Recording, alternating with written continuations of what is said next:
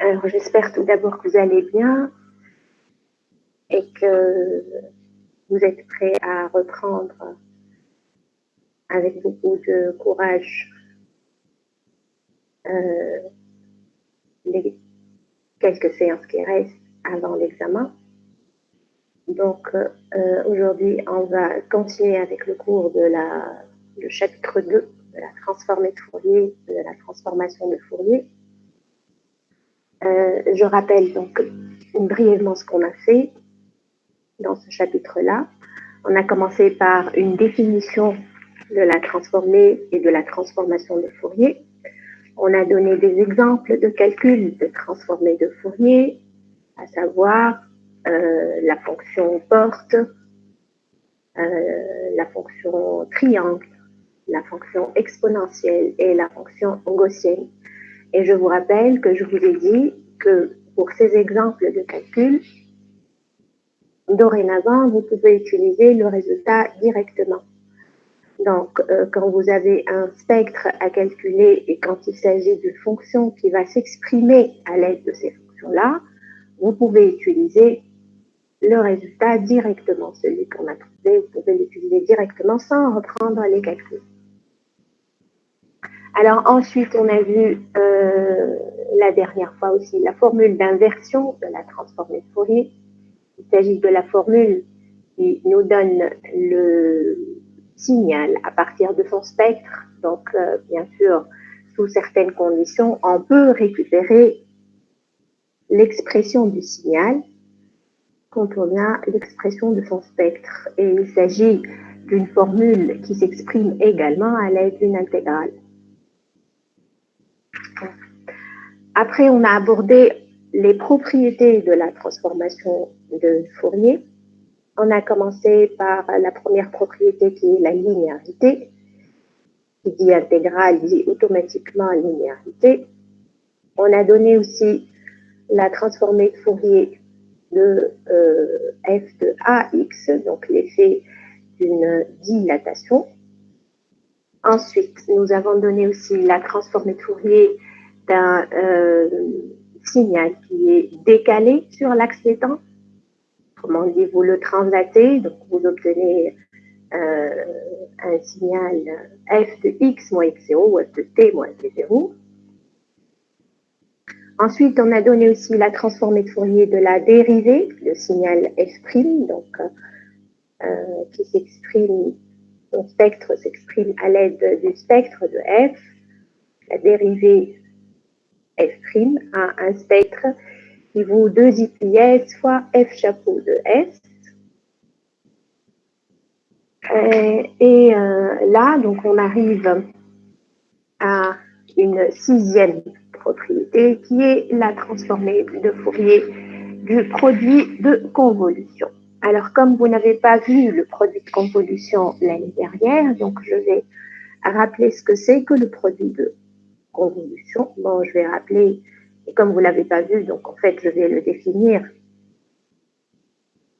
pour une première fois pour vous. Alors, on définit le produit de convolution de deux fonctions f et g, supposées être absolument intégrables, par une autre fonction. Donc, la fonction produit de convolution, elle sera notée f étoile g. C'est une fonction qui est définie sur R, donc elle est définie sur toute la droite réelle, par l'expression suivante. Donc, à un réel x qui appartient à R, je fais associer l'intégrale suivante, l'intégrale de moins l'infini à plus l'infini, l'intégrale sur toute la droite réelle, de f de t fois g de x moins t dt. Donc, bien sûr, on montre que quand f et g sont absolument intégrables sur R, cette intégrale-là, elle est finie. C'est pour ça qu'on a le droit de définir un produit de convolution de cette manière-là. Donc, cette intégrale, c'est une intégrale qui est convergente, qui est bien finie quand vous avez deux fonctions f et g absolument intégrable quand vous avez donc deux signaux stables. Donc, le produit de convolution, j'insiste beaucoup, c'est une fonction. C'est une fonction qui est définie sur R. Elle est notée F étoile G. Alors, on dit que c'est le produit de convolution des deux fonctions, ou on dit tout simplement aussi que c'est la convolution des deux fonctions F et G. Et quand ce produit de convolution existe, je dis dans ce cas que les fonctions F et G sont convolables. Donc, je dis que les fonctions sont convolables quand leur produit de convolution existe. Bon, vous voyez bien, donc j'intègre sur R f de t, g de x moins t dt. J'intègre par rapport à la variable t. Donc, le résultat, c'est une fonction en x. On est d'accord. Donc, j'intègre ici par rapport à t. T, c'est une variable muette. C'est la variable par rapport à laquelle j'intègre. Donc, vous pouvez l'appeler t ou u ou y ou s, peu importe. Le résultat sera une fonction en x. OK? Bon. Donc, voilà la définition d'un produit de convolution. Normalement, on doit voir ça dans un cours d'intégration, mais bon, c'est pas grave. Alors, je donne rapidement les propriétés de ce produit de convolution ou de cette convolution. Donc, propriété, et on a plusieurs. Alors, la première propriété, c'est la commutativité. La convolution est commutative. Donc, F étoile G, c'est la même chose que G étoile F. D'accord?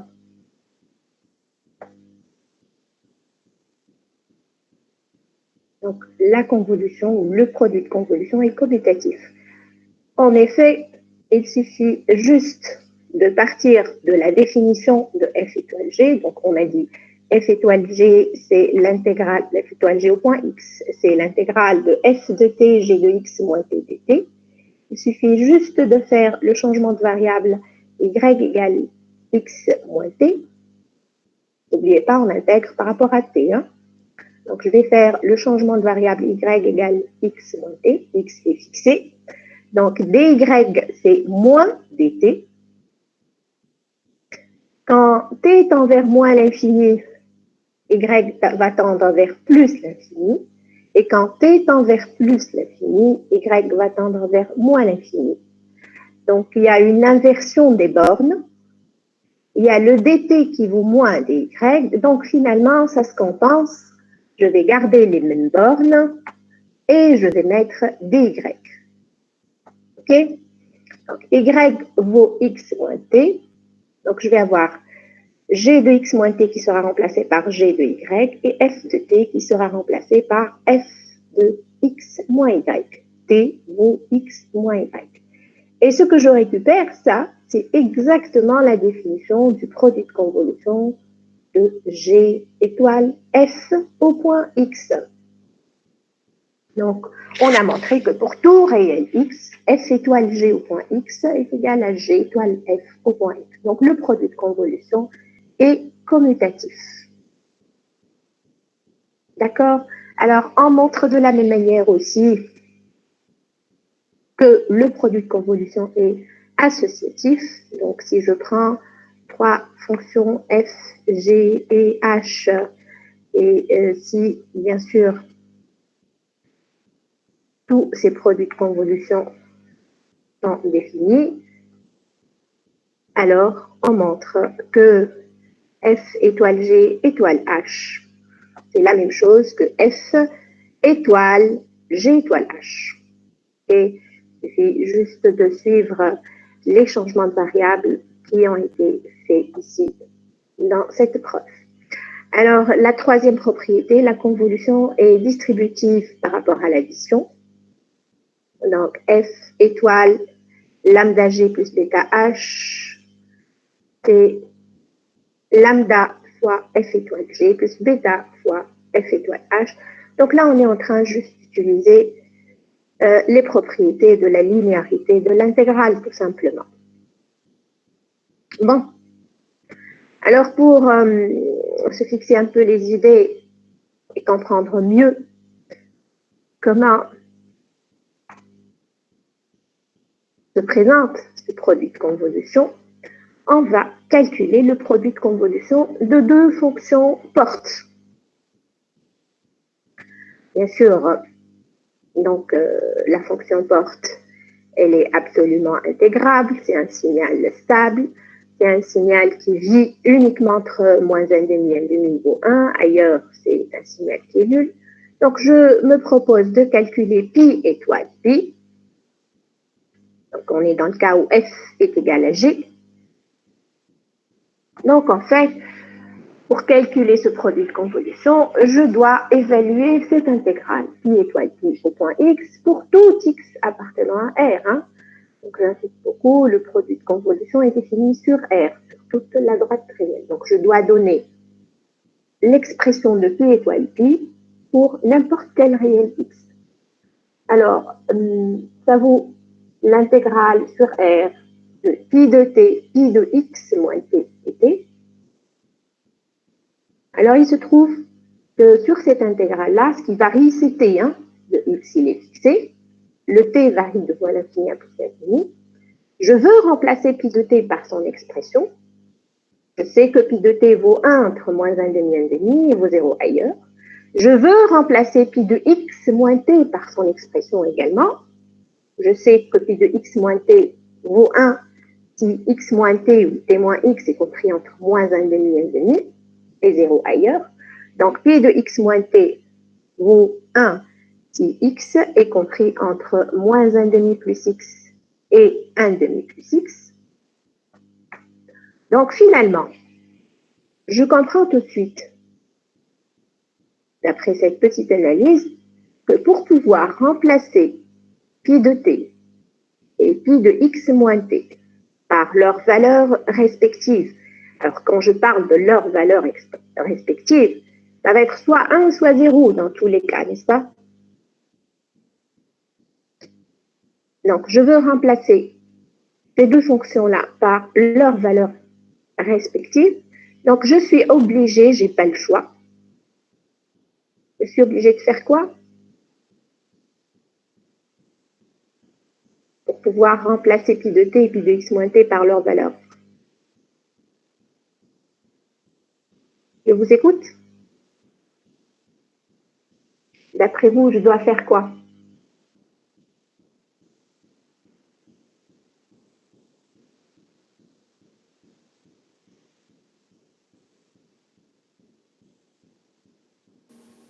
Diviser l'intégrale. Oui, je dois bien sûr distinguer plusieurs cas. Je dois diviser l'intégrale, je dois intercaler des réels dans cette intégrale. Il s'agit de quel réel que je dois intercaler dans cette intégrale de moins l'infini à plus l'infini? Je dois 1,5, 1,5, x moins 1,5 ou x plus 1,5. Exactement. Donc, je dois intercaler dans cette intégrale les quatre réels, plus ou moins 1,5, et 1,5 plus x et moins 1,5 plus x. Or, pour pouvoir les intercaler, ces quatre réels, je dois tout d'abord les comparer pour voir dans quel ordre je vais les mettre, ces réels-là. Okay? C'est ce que j'ai écrit ici, juste après. Donc, pour remplacer pi de t et pi de x moins t par leurs valeurs respectives dans l'intégrale, on doit comparer les quatre réels, moins 1,5, 1,5, moins 1,5 plus x et 1,5 plus x. Vous voyez? Alors, il se trouve, pour les comparer, ces quatre réels-là, je n'ai pas le choix, je suis obligée de distinguer quatre cas différents.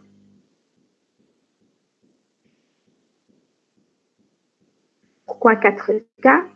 Parce que, bien sûr, j'ai toujours le moins 1,5 qui est inférieur à 1,5 et j'ai toujours moins 1,5 plus x qui est inférieur à 1,5 plus x. Mais par contre, il peut y avoir des chevauchements. Donc, le premier cas, c'est, que je vais distinguer, c'est le cas où, dans ce premier cas-là, c'est le cas où j'ai moins 1,5 et 1,5 qui sont complètement à droite.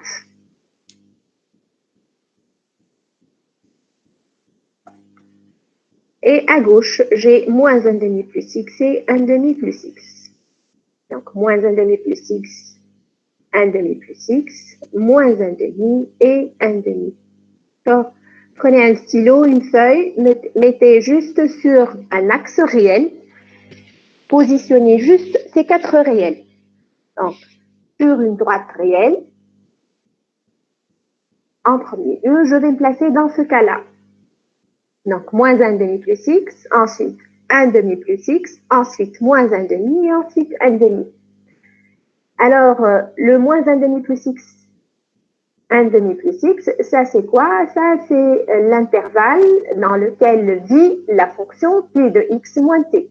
Et moins 1,5, c'est l'intervalle dans lequel vit la fonction pi de t. Alors, je vois tout de suite ici que comme ces deux intervalles-là ont intersection vide, ça veut dire qu'il n'y a pas un intervalle où il va y avoir les deux fonctions qui vivent, donc les deux fonctions qui sont différentes zéro. Autrement dit, il y en a toujours une, au moins, qui est nulle. Ce que je suis en train de dire là, ça, explicitement, ça se traduit tout simplement de la manière suivante. Donc, dans l'intégrale de moins l'infini à plus l'infini, l'intégrale précédente, je vais intercaler ces 4 réels dans leur ordre. Donc, l'intégrale pi étoile pi au point x, je vais l'écrire l'intégrale de moins 1,5 plus x à 1,5 plus x. Alors, entre moins 1,5 plus x et 1,5 plus x, la première fonction, la fonction pi de t, elle est nulle.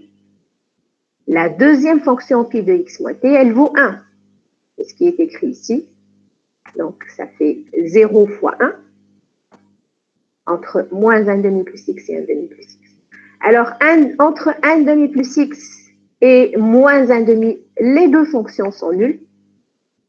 Aucune ne vit sur cet intervalle-là. Les deux sont nuls.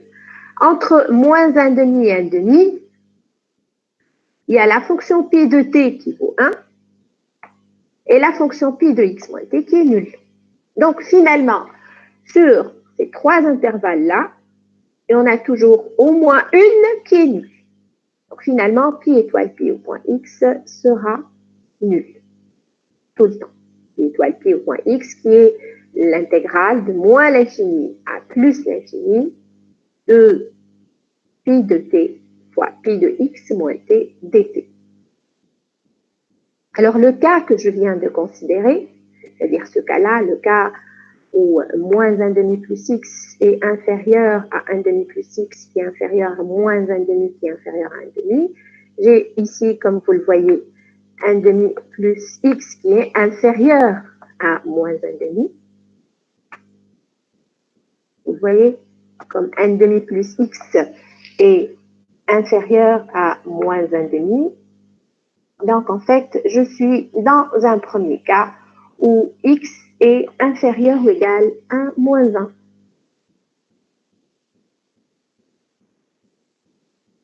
Vous voyez pourquoi x est inférieur ou égal à moins 1 dans ce premier cas? Oui?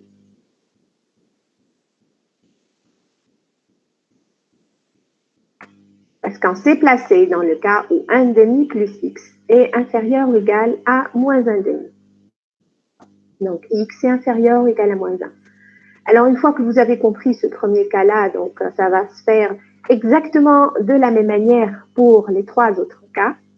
Donc, dans le deuxième cas, maintenant, je vais considérer qu'il y a une intersection dans les deux intervalles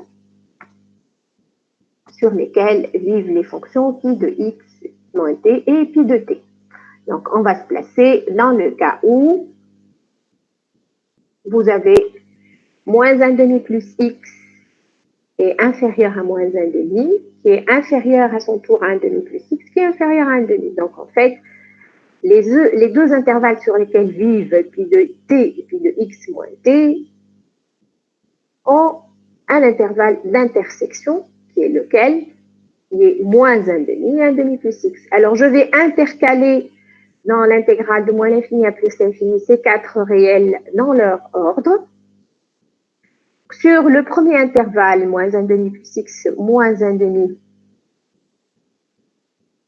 je vais avoir 0 fois 1, parce que la fonction porte pi de t, elle est nulle. Par contre, pi de x moins t, elle vaut 1. Sur l'intervalle d'intersection, moins 1 demi plus x, j'ai les deux fonctions, elles sont non nulles. Les deux fonctions vivent entre moins 1 demi et 1 demi plus x, donc je vais avoir 1 fois 1. Et maintenant, sur le troisième intervalle, 1 demi plus x, 1 demi, il y a bien sûr une fonction qui est nulle et l'autre fonction qui n'est pas nulle, donc je vais avoir 1 fois 0. Alors pour les deux premières intégrales, la première et la dernière intégrale, pardon, elles sont toutes les deux nulles. Il y a uniquement cette intégrale qui est au milieu qui est différente de 0, donc je vais avoir 1 demi plus x moins 1 demi, donc ça va faire exactement 1 plus x.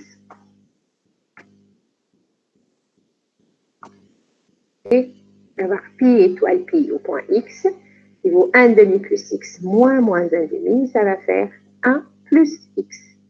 Alors là, ce deuxième cas, quand est-ce qu'il se présente, ce deuxième cas? C'est quand x est négatif, bien sûr, puisque j'ai ici 1 demi plus x qui est inférieur à 1 demi, vous voyez? Comme j'ai ici 1 demi plus x qui est inférieur à 1 demi, donc là, je suis dans le cas où x est négatif, et comme j'ai 1 demi plus x qui est supérieur à moins 1 demi, ici, donc je suis dans le cas où x est supérieur à moins 1. D'accord? X est supérieur à moins 1 et x est négatif. Ce deuxième cas est le cas où x est compris entre moins 1 et 0. Donc, le premier cas, c'était le cas où x est inférieur ou égal à moins 1. Ce deuxième cas, c'est le cas où x est compris entre moins 1 et 0. Alors maintenant, le troisième cas, le cas où x est compris entre 0 et 1.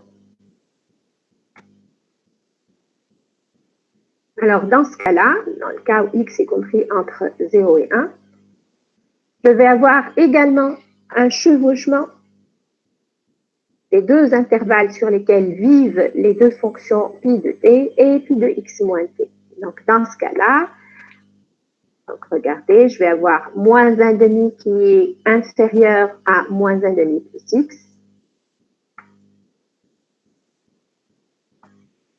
Et moins 1 demi plus x qui est inférieur à 1 demi, puisque x est inférieur à 1. Et je vais avoir bien sûr 1 demi qui est inférieur à 1 demi plus x, puisque x est positif.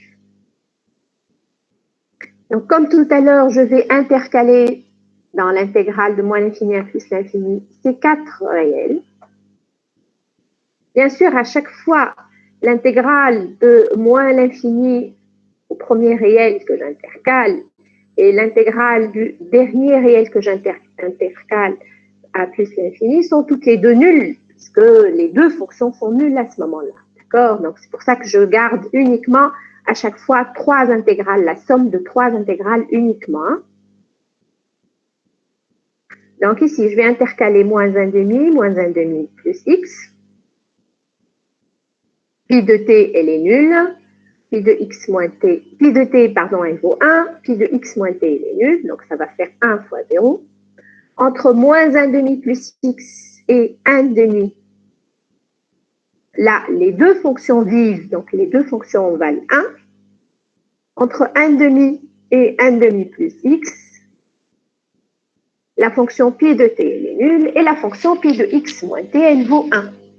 Donc, finalement, je vais garder uniquement l'intégrale du milieu, et ça va faire 1 demi moins x moins 1 demi. Et donc, ça fait, on se fait le calcul, ça fait exactement 1 moins x. Donc, dans le cas où x est inférieur ou égal à 1, pi étoile pi au point x vaut exactement 1 moins x. Alors, le dernier cas maintenant qui reste, c'est le cas où moins 1 demi et 1 demi sont complètement à gauche. Et après, je vais avoir à droite moins 1 demi plus x et 1 demi plus x. Donc là, je suis dans le cas où x est supérieur à 1. Vous voyez, 1 demi est inférieur à moins 1 demi plus x. Donc x est supérieur à 1. Quand x est supérieur à 1, vous voyez que les deux intervalles sur lesquels vivent respectivement pi de t et pi de x moins t ne se chevauchent pas, ne s'intersectent pas. Donc, en fait, je vais toujours avoir une fonction qui est, au moins une fonction qui est nulle. Entre moins 1 demi et 1 demi, la fonction pi de t vaut 1, mais l'autre fonction elle est nulle. Donc, je vais avoir 1 fois 0 ici. Entre 1 demi et moins 1 demi plus x, les deux fonctions sont nulles. Et entre moins 1 demi plus x et 1 demi plus x, la fonction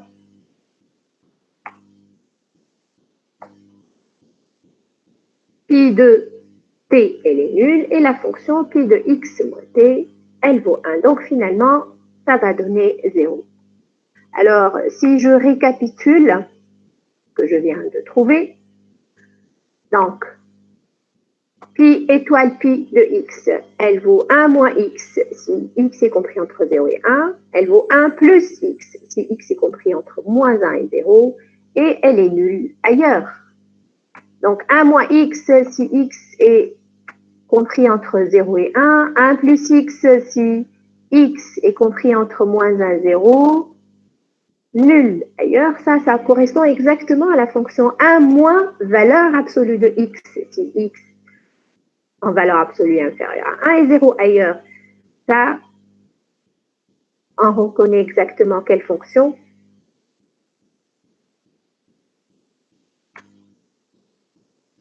On reconnaît exactement la fonction triangle, n'est-ce pas? Donc, le produit de convolution de deux fonctions triangles, de deux fonctions portes, pardon, c'est la fonction triangle. OK?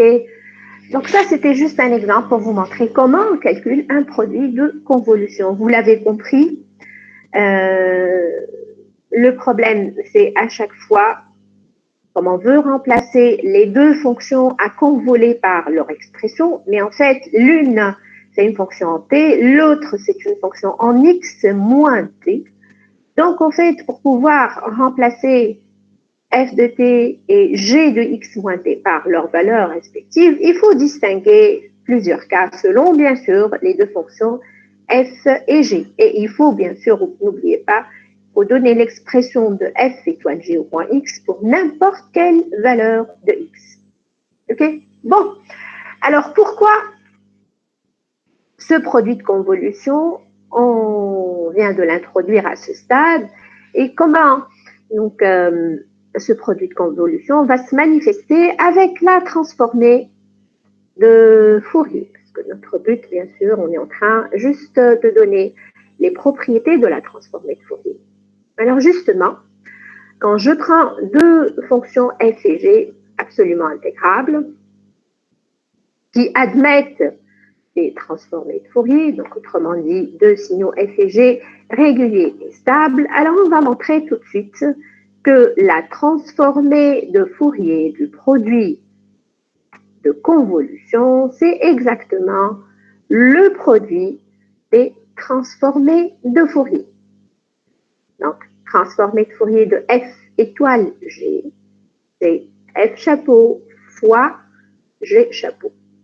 Autrement dit, le spectre du produit de convolution c'est le produit algébrique des spectres. Autrement dit, le produit de convolution, et là, a été transformé en un produit algébrique. Donc là, je parle de F chapeau fois G chapeau. C'est le produit algébrique tout naturel de deux fonctions. Alors, par analogie, en tenant compte juste des échanges que je fais à chaque fois pour la propriété de la transformation de Fourier inverse, donc le grand chapeau qui correspond à la transformation de Fourier directe sera remplacé par F-1. Petit f sera remplacé par f chapeau, petit g sera remplacé par g chapeau, et vice-versa, il y a un échange, donc f chapeau sera remplacé par f et g chapeau sera remplacé par g. D'accord, donc par conséquent, on déduit de la même manière qu'on a la propriété suivante. Il suffit juste de mettre ce f-1 de l'autre côté, donc d'appliquer la transformation de Fourier dans les deux sens, ici dans cette égalité, donc appliquer la transformation de Fourier des deux côtés, ça va donner f chapeau étoile g chapeau qui vaut la transformation de Fourier de f fois g. D'accord? Donc, en d'autres termes, si je regarde cette égalité et l'égalité précédente, à savoir celle-là, je vois tout de suite, donc si je compare, que la transformation de Fourier fait en fait un échange entre le produit algébrique et le produit de convolution, puisque le spectre de f étoile g, c'est le spectre de f fois le spectre de g, et le spectre de f étoile le spectre de g, c'est le spectre de f fois g. Donc en fait, il y a un échange. Le produit de convolution échangé avec le produit algébrique. Alors, on va démontrer cette proposition.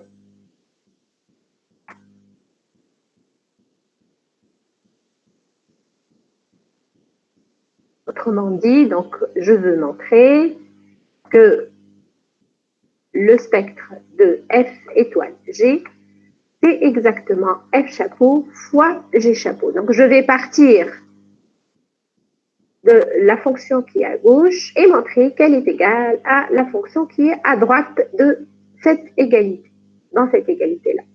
Et pour montrer que deux fonctions sont égales, donc je vais montrer qu'elles ont la même expression.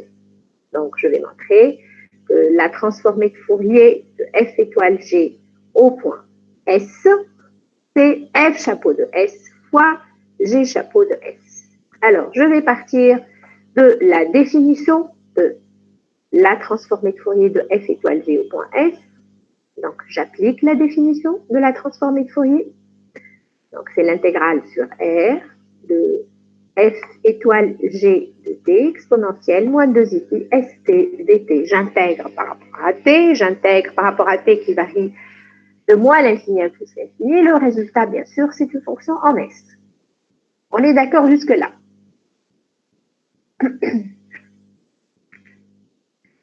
Alors maintenant, je vais remplacer f étoile g de t, le produit de convolution, par son expression.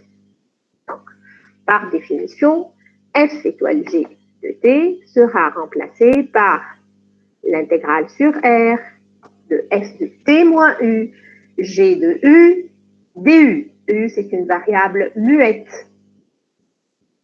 J'intègre, par rapport à u qui varie de moins l'infini à plus l'infini, bien sûr, le résultat, c'est exactement la définition de f étoile g au point t. D'accord? Et je me retrouve donc avec une double intégrale. J'ai une intégrale par rapport à u et une intégrale par rapport à t. Donc, j'intègre ici sur R2 et non pas sur R. J'ai une double intégrale. Je répète encore, j'intègre sur R croix R, u qui varie de moins l'infini à plus l'infini et t qui varie de moins l'infini à plus l'infini. Alors, il y a un grand théorème qui s'appelle le théorème de Fubini qui s'intéresse à ce genre d'intégrale où j'ai des intégrales doubles ou triples ou dans Rn dans le cas général. Donc, ce théorème-là sous certaines conditions, il dit que quand j'ai des intégrales doubles, je peux permuter les intégrales. Le théorème de Fibini, qui s'appelle aussi le théorème de permutation des intégrales. Alors, ça veut dire quoi? Je peux permuter les intégrales. Ça veut dire tout simplement que sous certaines conditions que doivent vérifier F et G, je peux, au lieu d'intégrer d'abord par rapport à U, ensuite par rapport à T, je peux faire l'inverse. Autrement dit, je peux d'abord intégrer par rapport à T, ensuite intégrer par rapport à U. D'accord?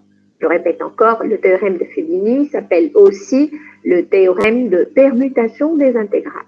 Alors, dans ce cas de figure, je suis exactement dans les bonnes conditions pour pouvoir appliquer le théorème de Fibini, puisque F et G sont deux signaux stables. Puisque F et G sont absolument intégrables, donc je peux appliquer le théorème de Fibini, qui me permet de permuter les intégrales. Donc, ici, dans cette première intégrale double, j'ai une intégrale par rapport à U. Là, je vais obtenir une fonction qui dépend de T. Ensuite, je vais intégrer par rapport à T. Je vais appliquer le théorème de Fibini, donc je vais d'abord intégrer par rapport à T, ensuite par rapport à U. Alors, quand j'intègre par rapport à T, quelles sont les fonctions qui dépendent de T dans la double intégrale précédente? Ici, dans cette double intégrale. Qu'est-ce qui dépend de T?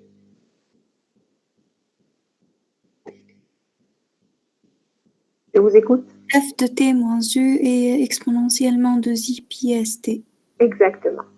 Donc, je vais intégrer f de t moins u fois exponentielle moins 2i pi st. Parce que là, ce sont les deux fonctions qui dépendent de t. J'intègre par rapport à t, vous voyez.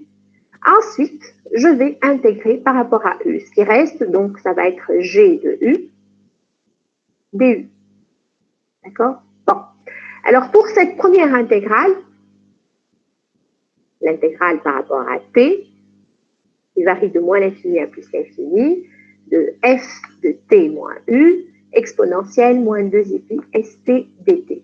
Je vais faire juste un tout petit changement de variable, je vais poser y égale t moins u. Quand t varie de moins l'infini à plus l'infini, y va varier également de moins l'infini à plus l'infini. Vous êtes d'accord? dt, c'est la même chose que dy. Je vais remplacer donc t moins u par y, changement de variable que je viens de faire. Donc, t sera remplacé par y moins u. T sera remplacé par y plus u, pardon. J'ai posé y égale t moins u. Donc, t sera remplacé par y plus u. Donc, exponentielle moins 2i pi st, qui est là, sera remplacé par exponentielle moins 2i pi sy fois exponentielle moins 2i pi su. Et du coup, ce terme-là, le exponentielle moins 2i pi su, il ne dépend plus de y, et donc je pourrais le mettre à l'extérieur de l'intégrale. C'est ce qu'on a fait ici. Donc, on l'a mis à l'extérieur de l'intégrale. Alors, cette intégrale que je récupère en effectuant le changement de variable y égale t moins u, ça correspond à quoi? L'intégrale de moins l'infini à plus l'infini de f de y exponentielle moins 2i pi sy dy. Ça, c'est exactement quoi?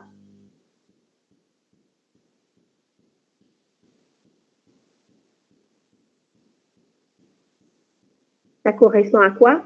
Je vous écoute. Transformé de Fourier de f. Au point S. S, exactement.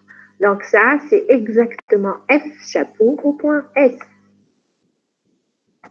Et cette première intégrale que je récupère en effectuant le changement de variable y égale t moins u, ça correspond exactement à f chapeau de S. Et l'intégrale qui reste, Donc, ce f chapeau de S, je pourrais du coup le mettre à l'extérieur. Il ne dépend pas de U, n'est-ce pas? F chapeau de S. Donc, je l'ai mis à l'extérieur de la deuxième intégrale restante. Et l'intégrale restante, c'est l'intégrale sur R de G de U exponentielle moins 2i pi SU du. Et ça, c'est exactement G chapeau de S. Vous êtes d'accord? Donc, j'ai utilisé le théorème de Fubini, le théorème de permutation des intégrales, parce que j'ai récupéré une intégrale double, une intégrale sur R croix R, une intégrale sur R2, et j'ai montré, je suis partie de la transformée de Fourier de F étoile G chapeau au point S, et j'ai montré que ça vaut exactement F chapeau de S fois G chapeau de S. Je l'ai fait pour tout S appartenant à R. Donc, en fait, les deux fonctions sont égales. Conclusion, vous avez la transformée de Fourier du produit de convolution est exactement égale au produit algébrique des transformées de Fourier. D'accord? Donc, transformée de Fourier de F étoile G chez F chapeau fois G chapeau. Alors, comme application directe de ce résultat-là, on va répondre à l'exercice 5 de la série. L'exercice 5 de la série 3, il dit tout simplement, donc dans la première question, calculer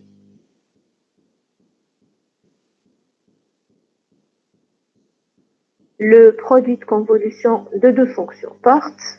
La deuxième question, pardon, de l'exercice 5. Donc, on vous dit calculer le produit de convolution de deux fonctions portes. Alors ça, on l'a déjà fait tout à l'heure. On a montré que le produit de convolution pi étoile pi, c'est exactement delta, la fonction triangle. Ensuite, on vous dit retrouver la transformée de Fourier de la fonction triangle. Alors, pourquoi le mot retrouver? Parce qu'en fait, ce résultat-là, on le connaît déjà. D'ailleurs, on l'a fait avec combien de manières? De combien de manières on a précédemment montré le résultat de delta chapeau de S?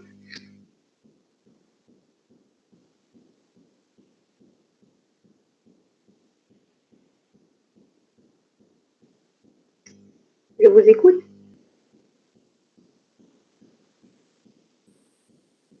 De combien de manières on a montré que delta chapeau de S, c'est pi chapeau de S au carré? Tout au début, on l'a fait en utilisant juste la définition directe de delta chapeau de S. Donc, en utilisant la définition de la transformée de Fourier, tout au début du chapitre, on a montré que delta chapeau de S, c'est pi chapeau de S au carré. On l'a fait aussi d'une autre manière. Est-ce que quelqu'un peut me rappeler comment on l'a fait? Formule du dérivé. Oui, on a dérivé la fonction triangle et on l'a écrite comme étant la somme de deux fonctions portes translatées et dont l'une a été complètement inversée. Vous vous rappelez? Donc, avec delta prime aussi, on a récupéré delta chapeau de S. Maintenant, on va le faire avec une troisième manière. On va retrouver ce résultat avec une troisième manière en utilisant le produit de convolution. On a montré que le produit de convolution de deux fonctions portes, c'est la fonction triangle. On l'a calculé tout à l'heure. Par des calculs, on a distingué 4 cas différents selon la position de X pour montrer que pi étoile pi est égal à delta. D'ailleurs, dorénavant, vous pouvez utiliser ce résultat aussi directement. Hein.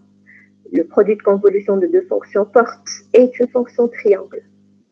Alors maintenant, en utilisant la proposition juste que l'on vient de démontrer, comme le spectre de F étoile G, c'est le spectre de F fois le spectre de G, Donc, je vais avoir delta chapeau de S qui vaut pi chapeau de S fois pi chapeau de S, n'est-ce pas?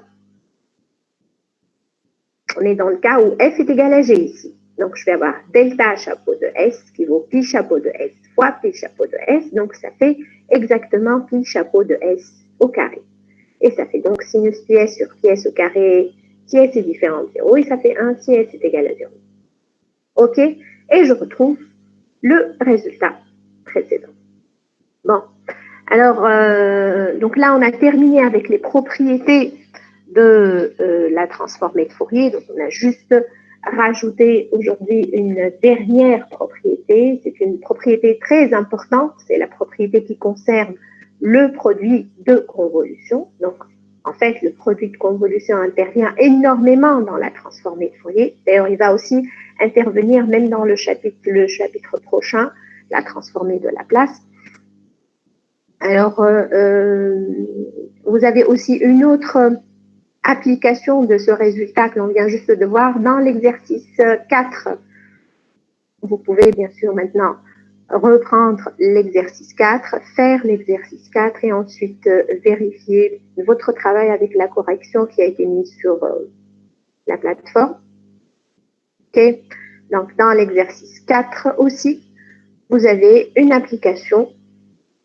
Donc, dans l'exercice 4 de la série 3, vous avez aussi une application de cette propriété, la propriété du produit de convolution. Bon, alors pour terminer avec ce chapitre, il y a la formule de Parseval-Plancherel qu'on va introduire. Donc, je me donne deux fonctions f et g absolument intégrables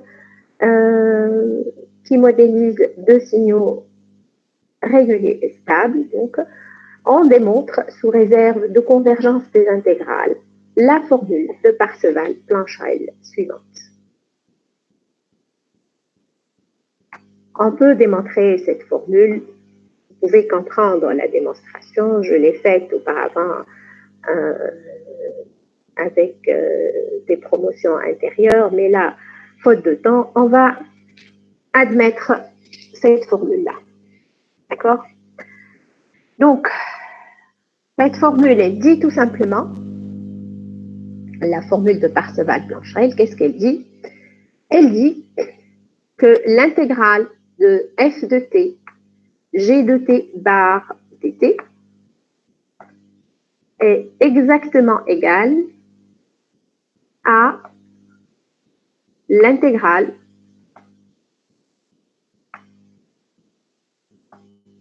de f chapeau de s, g chapeau de s bar ds. D'accord? Donc, ce que j'intègre à gauche, c'est le produit f de t, g de t bar dt. C'est un produit. Ce que j'intègre à gauche, à droite, pardon, c'est également un produit, mais un produit du spectre de f, f chapeau de s, fois le conjugué du spectre de g, g chapeau de s bar ds. Voilà ce que dit cette égalité, cette formule de Parseval-Plancherel. Donc, elle me donne une égalité entre deux intégrales. Elle me rappelle un peu quoi, cette formule?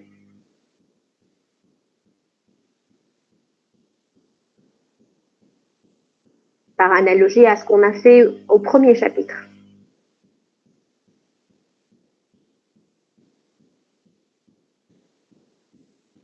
Ça va dans l'esprit de quelle formule qu'on a déjà vue au premier chapitre?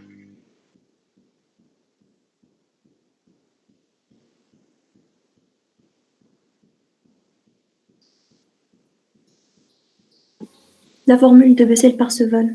Oui, exactement. Elle me rappelle un peu la formule de Bessel-Parseval. D'ailleurs, c'est le même monsieur, c'est le même Parseval, qui intervient dans ces deux formules-là. Parce que là, il collabore avec un autre chercheur, Plancherel, pour avoir cette formule-là.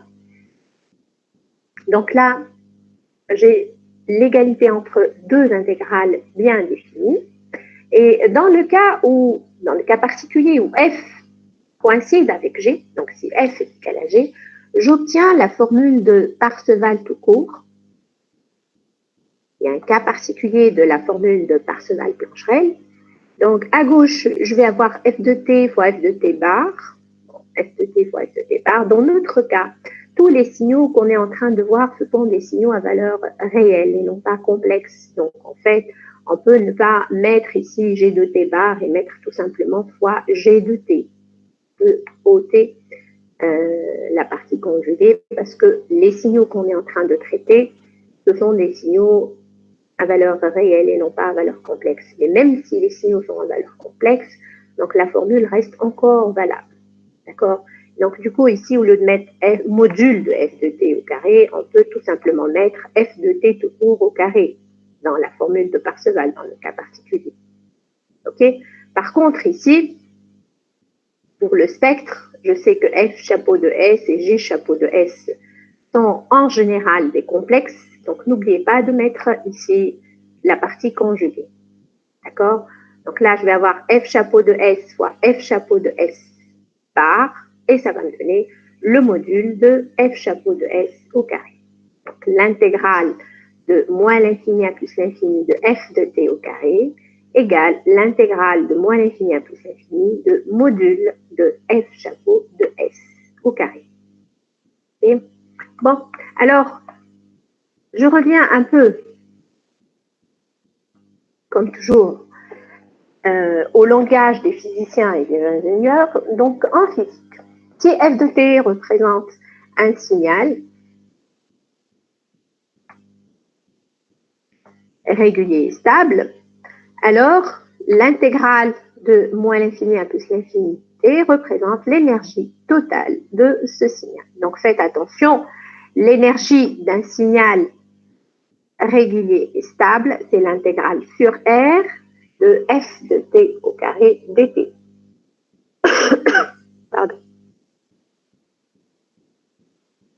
Donc, l'énergie d'un signal régulier et stable est différente de la définition de l'énergie d'un signal périodique qu'on a vu au premier chapitre. Je vous rappelle que l'énergie d'un signal périodique de période t, c'était quoi? Est-ce que vous vous rappelez? Est-ce que vous pouvez me rappeler l'énergie d'un signal périodique, on l'a définie comment? L'infini. L'énergie d'un signal périodique qu'on a vu au premier chapitre, on l'a définie comment? C'était 1 sur t, l'intégrale sur une période, sur un intervalle d'amplitude t, de f de t au carré dt. Voilà comment on a défini l'énergie d'un signal périodique de période t. Maintenant, on est en train de définir l'énergie d'un signal régulier et stable. OK? Donc, c'est l'intégrale sur R de f de t au carré dt. D'ailleurs, pour faire la différence entre l'énergie d'un signal périodique et l'énergie d'un signal stable, dans certaines références, on parle plutôt de puissance. Pour faire la différence, des fois on parle d'énergie d'un signal et de puissance d'un signal, juste pour différencier un signal périodique d'un signal régulier et stable. Bon, alors avec cette appellation, avec cette notation, ce que je repère tout de suite dans la formule de Parseval, ce que je repère à gauche, c'est exactement la définition de l'énergie de F, n'est-ce pas? Que j'ai dans la formule de Parseval. À gauche, l'intégrale de moins l'infini à plus l'infini de f de t au carré dt. Ça, c'est la définition même de l'énergie du signal F. Et ce que je repère à droite, l'intégrale sur R de f chapeau de S, module de f chapeau de S au carré ds, ça, c'est exactement la définition de l'énergie de f chapeau. Donc, finalement, la formule de Parseval, elle dit quoi? Elle dit que l'énergie de F est égale à l'énergie de F chapeau, l'énergie de son spectre. C'est ce qu'on a écrit ici. Donc, la formule de Parseval confirme donc que pour un signal régulier et stable, l'énergie du spectre est identique à celle du signal. Elle traduit donc la conservation de l'énergie par la transformation de Fourier. Donc l'énergie d'un signal F est égale à l'énergie de son spectre F chapeau.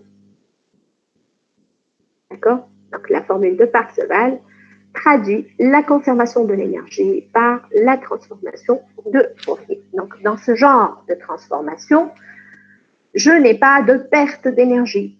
L'énergie se conserve. Quand je passe d'un signal à son spectre, je garde toujours la même énergie. Bon, alors, comme application de ce théorème, on va corriger l'exercice 6 de la série 3, donc le dernier exercice. Alors, on vous demande d'appliquer la formule de Parseval-Plancherel pour calculer 3 intégrales différentes. Donc, on vous demande de calculer en premier lieu, on vous dit calculer l'intégrale de moins l'infini à plus l'infini de sinus t sur t au carré.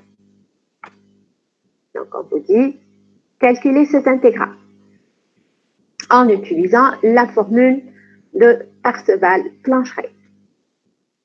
Calculer cette intégrale. Alors, quand je vois sinus t sur t au carré, je vois tout de suite ici, je comprends tout de suite ici qu'il va s'agir d'appliquer la formule de Parseval à quelle fonction? La fonction porte. Oui, donc je comprends tout de suite que je vais appliquer la formule de Parseval à la fonction porte. Alors, j'applique la formule de Parseval à la fonction porte. Donc, la formule de Parseval, elle dit que l'énergie de la fonction porte, c'est l'énergie de pi chapeau, mon spectre. Donc, l'intégrale sur R de pi de t au carré dt, c'est l'intégrale sur R de pi chapeau de S au carré ds. Et je vais calculer chacune à part ces deux intégrales. Donc, pour la première intégrale, l'intégrale sur R de pi de t au carré dt, je remplace, bien sûr, je vais me limiter à l'intervalle moins 1,5, puisque la fonction porte vit dans cet intervalle-là et elle est nulle ailleurs. Je la remplace par sa valeur qui vaut 1, donc je vais avoir l'intégrale de moins 1,5, 1 dt, et ça va me donner 1. Alors, par ailleurs, l'énergie de pi chapeau, ça va être l'intégrale sur R de pi chapeau de S module de pi chapeau de S au carré ds. Alors, or, pi chapeau de S, ça vaut sinus pi s sur pi s si S est différent de 0. Et ça vaut 1 si S est égal à 0. Mais je sais que la valeur d'une intégrale ne change pas, même si la valeur de la fonction est différente en un point, n'est-ce pas? Parce que je suis en train de calculer une aire. Donc, en fait, je vais avoir l'intégrale de moins l'infini à plus l'infini de sinus pi s sur pi s au carré ds qui vaut l'énergie de la fonction porte que l'on vient juste de calculer qui vaut 1.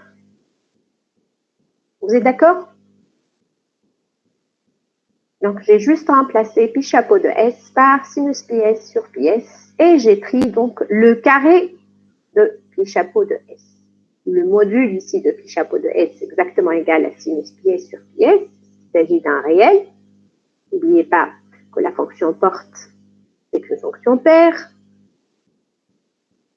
Donc, pi chapeau de s, c'est un réel au carré. Donc, ça fait sinus pi s sur pi s au carré. OK? Alors, Juste maintenant, pour avoir juste l'intégrale que l'on nous demande de calculer, parce qu'il s'agit de sinus t sur t au carré, donc je vais juste faire le changement de variable t égale pi s. Je fais le changement de variable t égale pi s, donc les bornes ne changent pas. Je garde toujours les mêmes bornes.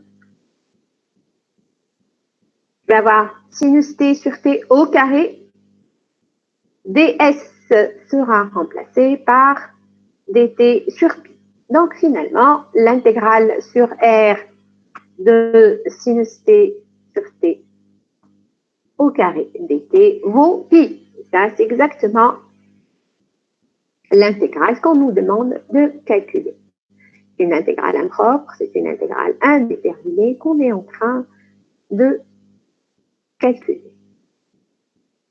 Ça nous rappelle un peu la formule de Bessel, Parseval, qu'on a utilisée au premier chapitre, qui me permettait de calculer les sommes de certaines séries numériques. Donc là, ça me permet, cette formule de Parseval, Plancherel, ou la formule de Parseval court, dans ce cas particulier, puisque f est égal à g est égal à la fonction porte, ça me permet de calculer des intégrales impropres.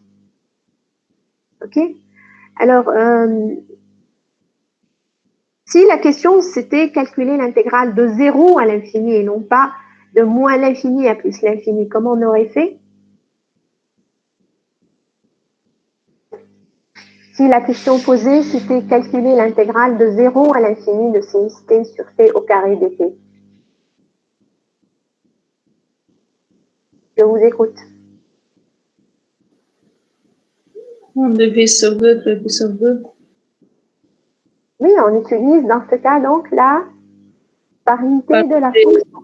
Exactement. Donc on dit tout simplement que sinus t sur t c'est une fonction paire. Au carré, c'est également une fonction paire. Donc l'intégrale sur R+, c'est la moitié de l'intégrale sur R. Et donc l'intégrale de 0 à l'infini vaut pi sur 2. D'accord? Bon. Alors maintenant, on vous demande de calculer l'intégrale de sinus t sur t au cube. Et non pas sinus t sur t au carré. Donc, comment on va faire pour calculer l'intégrale sur R de sinus t sur t au cube dt?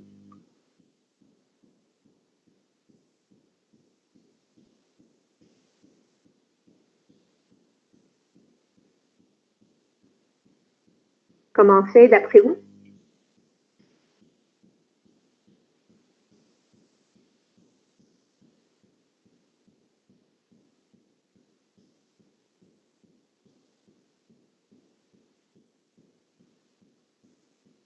Je vous écoute.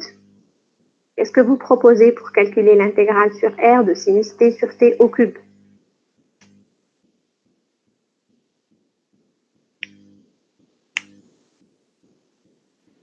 On prend la fonction porte et la fonction triangle.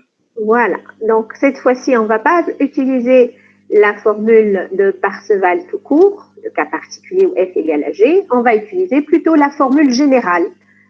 On va utiliser la formule générale de Parseval-Plancherel. D'accord? Donc, je vais prendre le produit d'une fonction porte et d'une fonction triangle. OK? Donc, je vais prendre une fonction porte et une fonction triangle. Donc, on applique la formule de Parseval-Plancherel à la fonction porte et à la fonction triangle. Alors, voilà ce qu'on va trouver. Donc, l'intégrale sur R de pi de t, delta de t, dt, égale l'intégrale sur R de pi chapeau de S, delta chapeau de S, bar ds. OK? Bon. Alors, la fonction porte, elle vit entre moins 1,5 et 1,5. La fonction triangle, elle vit entre moins 1 et 1. Donc, le produit, où est-ce qu'il va vivre? Le produit d'une fonction porte et d'une fonction triangle. Il vit où?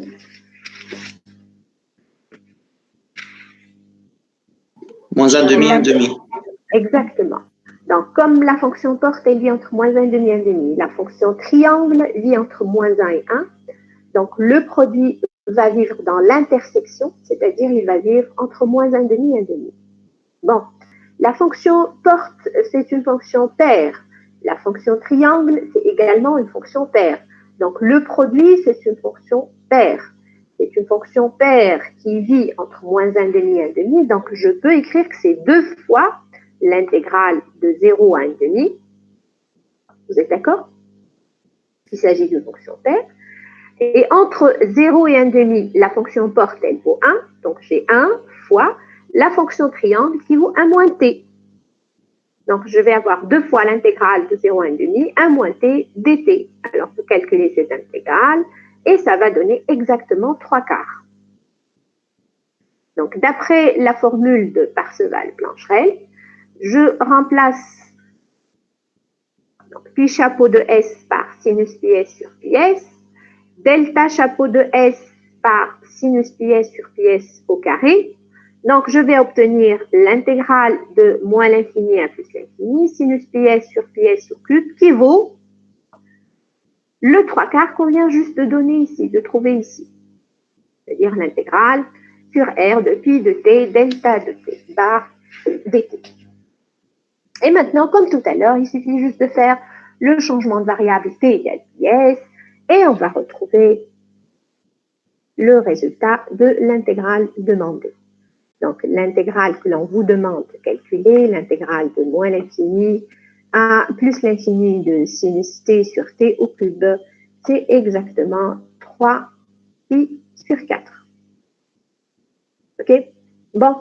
Alors maintenant, la dernière intégrale que l'on vous demande de calculer, c'est l'intégrale sur R de sinus t sur t à la puissance 4.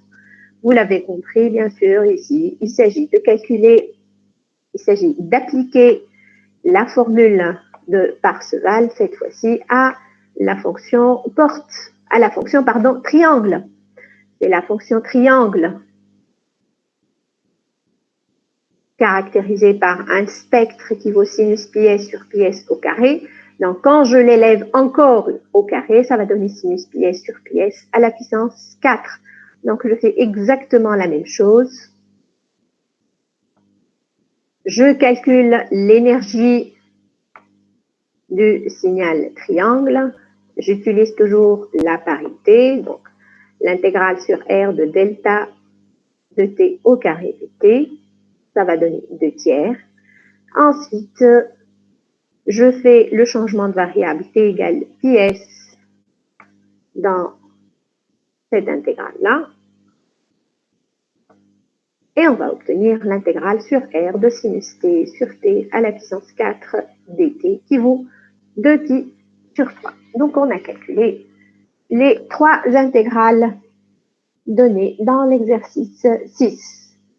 Alors, si je récapitule dans ce chapitre-là,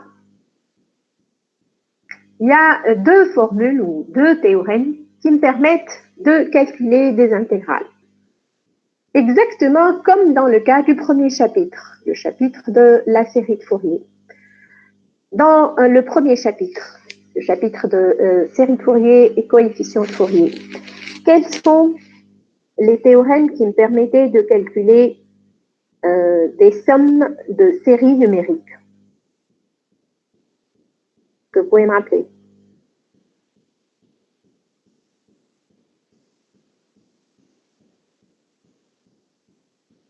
Pour le premier chapitre, je vous écoute. Comment on est arrivé à calculer des sommes de séries numériques?